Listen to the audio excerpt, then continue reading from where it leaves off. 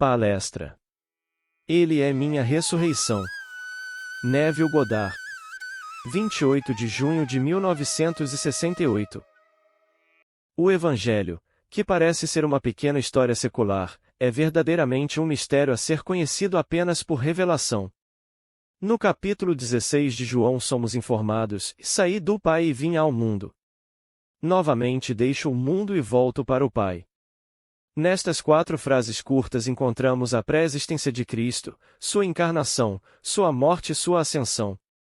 Eu poderia colocar isso na primeira pessoa, no plural, e dizer: nós saímos do Pai, pois nos é dito no primeiro capítulo de Efésios. Ele nos escolheu nele antes da fundação do mundo. Assim todos nós fomos escolhidos nele. É por isso que posso dizer: saímos do Pai e viemos ao mundo. Novamente deixamos o mundo e vamos para o Pai. Como isso pode ser? Deixe-me usar uma analogia simples. Uma planta contém em si os rebentos que podem ser removidos e transplantados. Enquanto existem dentro da planta, os rebentos participam da vida da planta, mas quando removidos e transplantados, eles se tornam os pais. Foi o propósito de Deus nos dar a si mesmo, e Deus é um Pai. A única maneira que ele poderia fazer isso, porém, era nos separar de si mesmo. No entanto, como otário, aquele que nos enviou nunca nos deixou, portanto, devemos expressar aquilo que é a planta-mãe. Se suas flores eram vermelhas, aquela que foi transplantada dará flores vermelhas.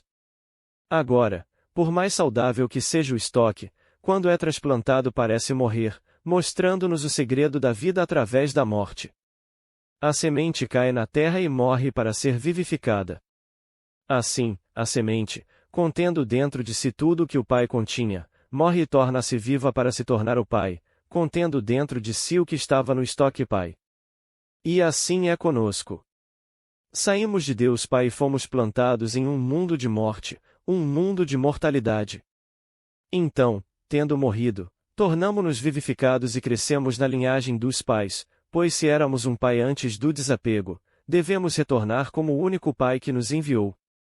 E tudo o que Deus Pai possui, possuímos em nossa plenitude. Seu Filho se revela como nosso Filho. Tudo o que aconteceu com ele acontece conosco, pois saímos do Pai e viemos ao mundo. Novamente, ao deixarmos o mundo, vamos para o Pai. Esse é o grande mistério das Escrituras. Deixe-me agora contar a você sobre uma visão que uma senhora que está aqui esta noite compartilhou comigo. Ela se viu vendo um trem muito longo subindo de uma caverna muito escura na qual ela desceu.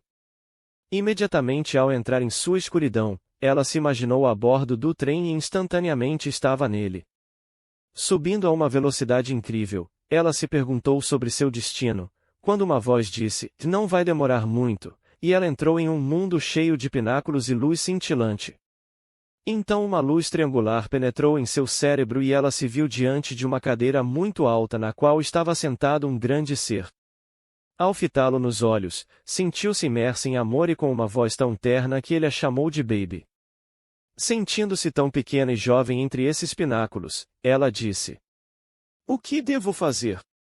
Quando algo explodiu dentro dela e ela ouviu uma voz e viu as palavras grave aparecerem escritas diante de seus olhos.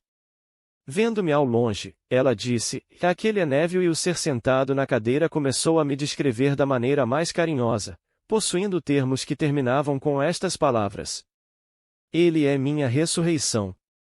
Esta declaração foi captada por vozes invisíveis que ecoaram e reecoaram por todo o tempo enquanto ela acordava. Sim, ela viu o Pai. Eu sou sua ressurreição. Ele se enterrou em mim como se enterrou em você antes de você sair dele. Tendo ressuscitado o Pai em mim, eu sou sua ressurreição e sei que sou o Pai.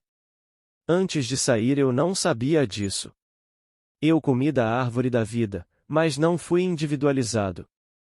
Nunca houve um momento em que você e eu não participássemos desta árvore da vida, mas não éramos individualizados.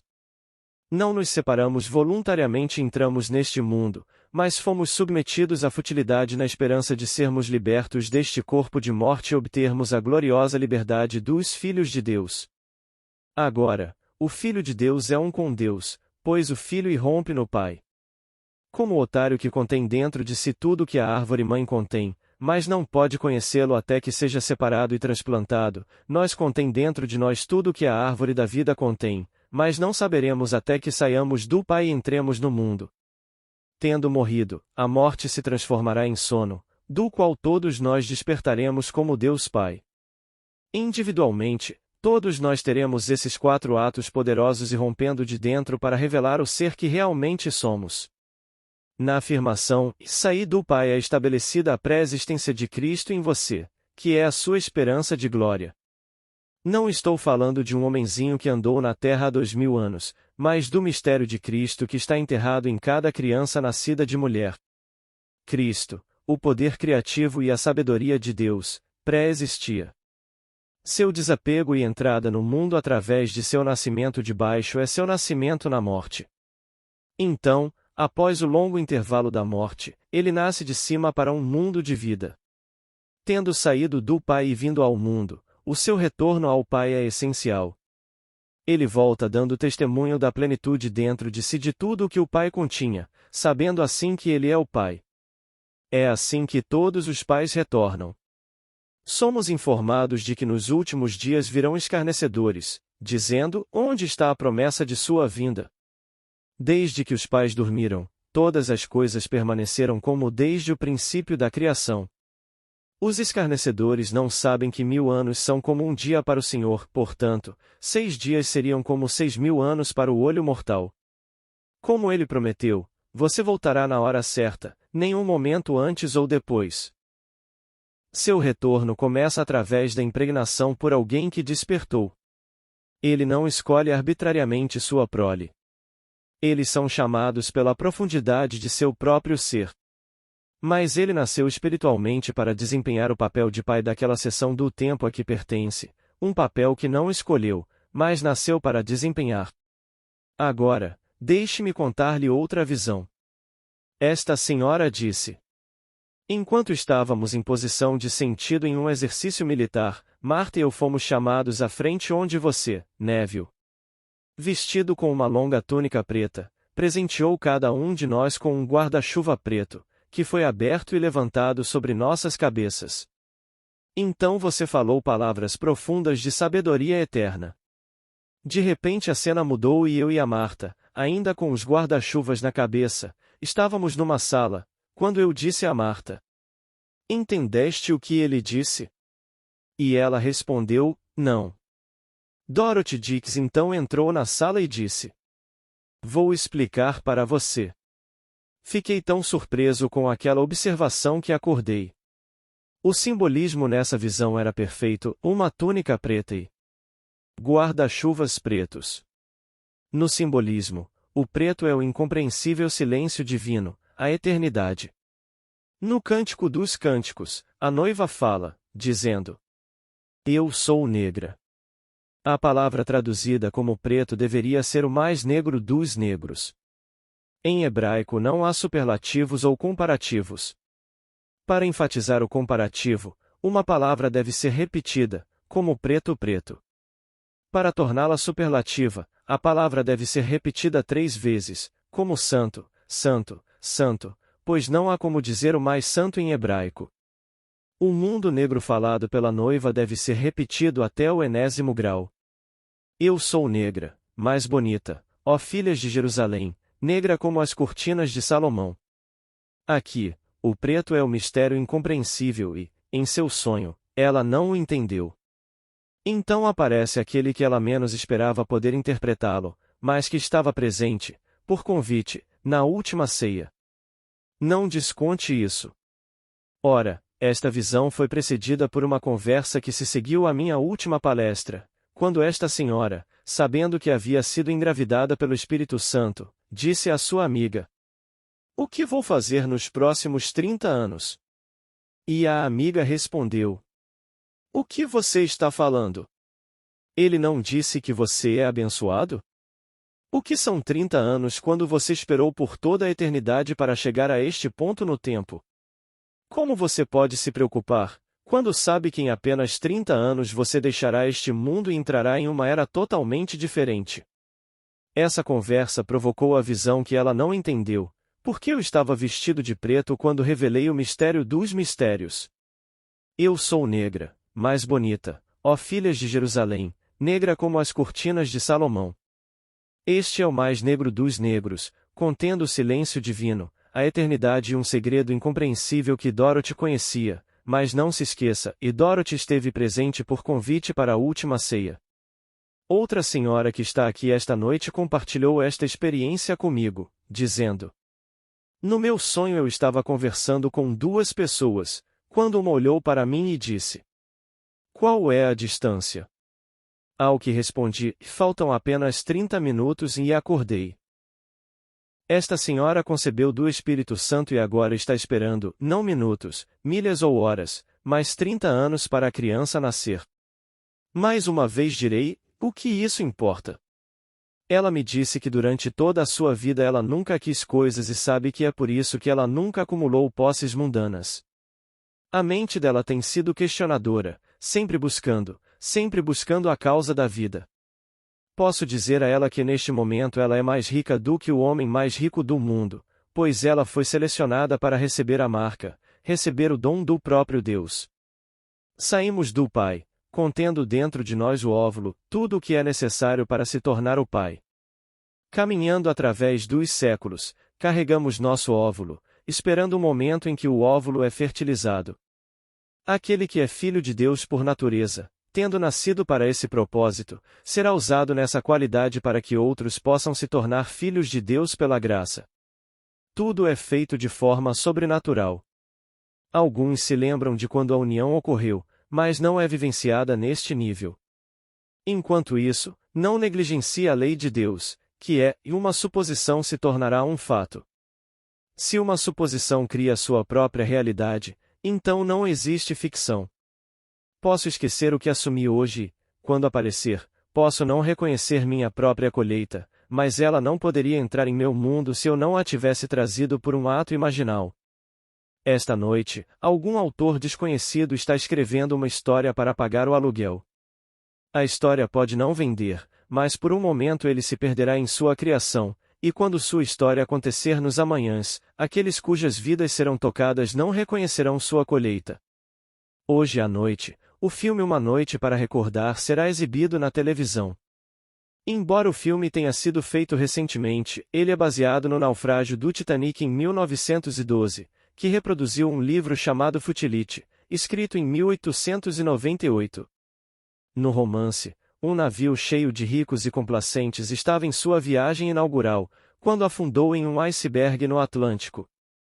14 anos depois, a White Star Line construiu uma duplicata do navio imaginário descrito no livro, encheu-o de ricos e complacentes, onde afundou em sua viagem inaugural em um iceberg no Atlântico. E as pessoas dizem que existe ficção. Não, não há ficção.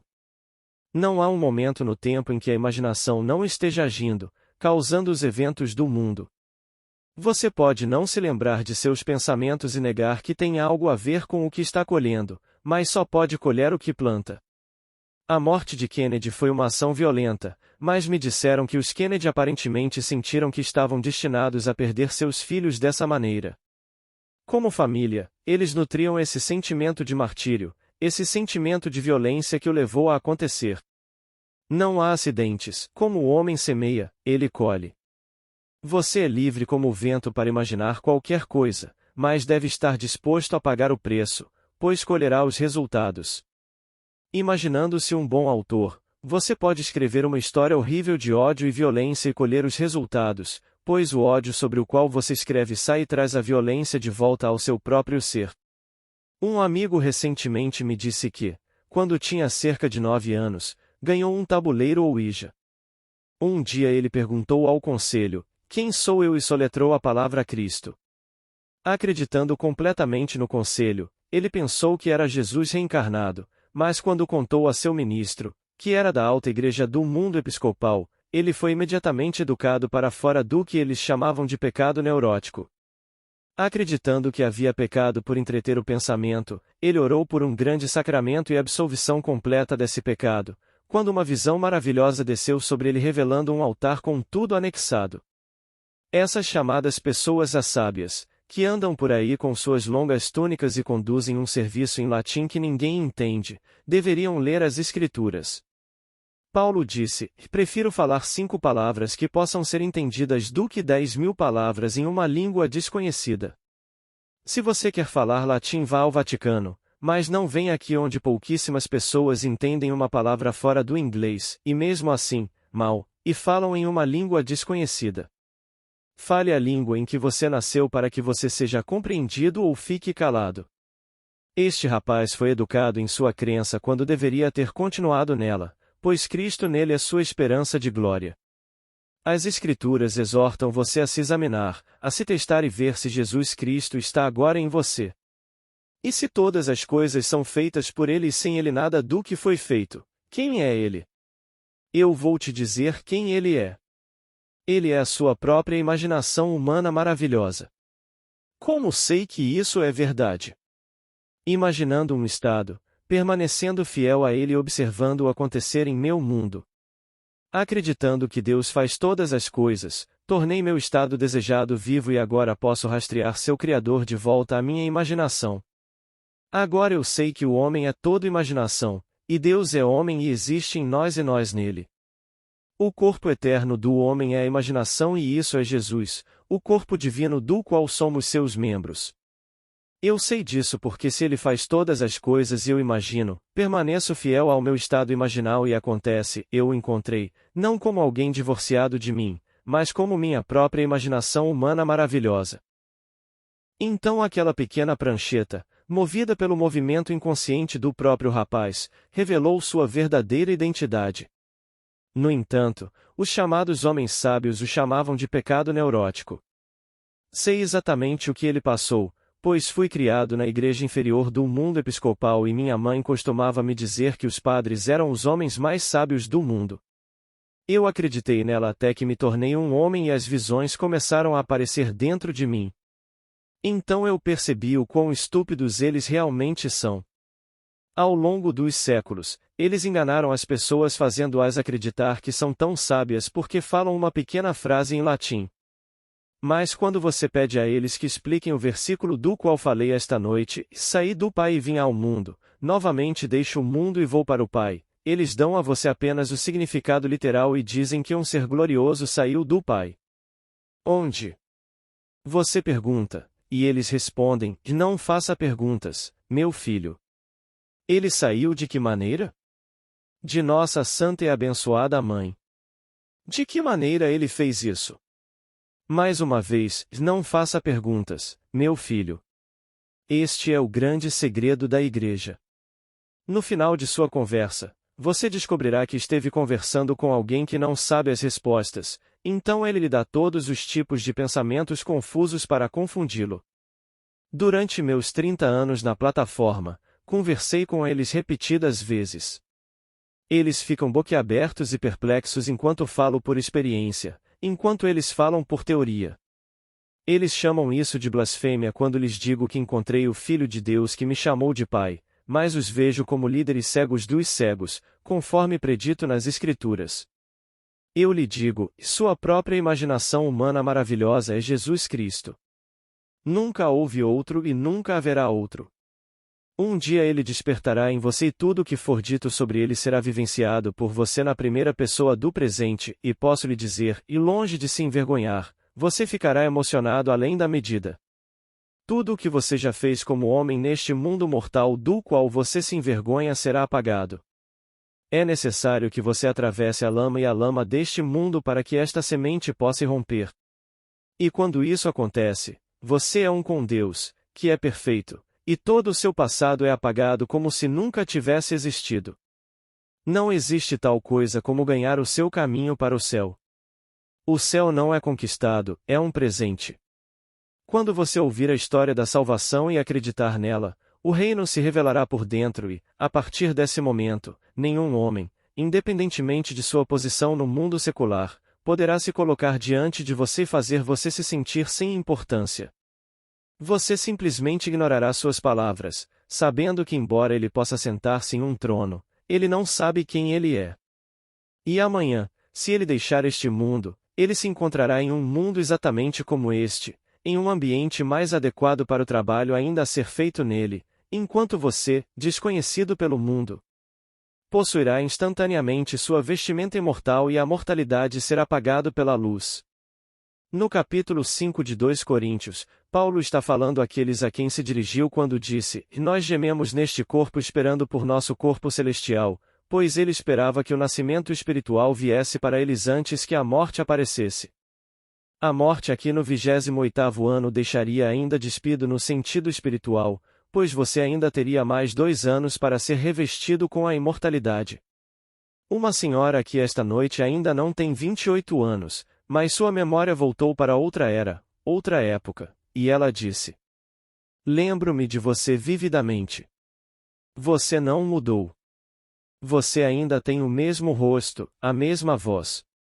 Você me contou então sobre um pai e um filho e eu não entendi. Digo-vos, durante a noite passo por seções do tempo, porque tenho outras ovelhas que não são deste corpo. Devo reuni-los todos em uma dobra antes que eu possa retornar ao Pai como o Pai. Esta é a minha história." Você se concentra nisso e não negligencia o princípio de sua maravilhosa imaginação. Use-o com amor em nome de tudo, pois quando fizer, estará usando-o em si mesmo, como não há outro. O mundo é você mesmo empurrado para fora. Imagine e depois largue. Você não precisa romper um vaso sanguíneo, ligar para as pessoas certas ou fazer a coisa certa para ter sucesso. Tudo o que você precisa fazer é assumir que agora é o que deseja ser. Permaneça fiel a essa suposição e de uma forma que ninguém saiba você se tornará. Então tente de novo, e enquanto você está cuidando dos negócios de seu pai trabalhando este princípio, outro trabalho, desconhecido para o mundo, está ocorrendo em você, preparando-o para a plenitude do tempo quando o ovo que você tem carregado ao longo dos séculos é fertilizado.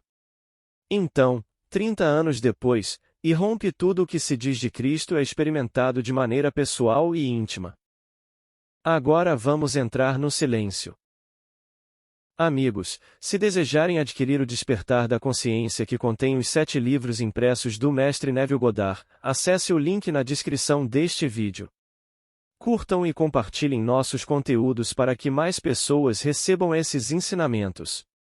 Se ainda não for inscrito, inscreva-se no canal. Muito obrigada. Desejo muitas bênçãos na vida de cada um de vocês.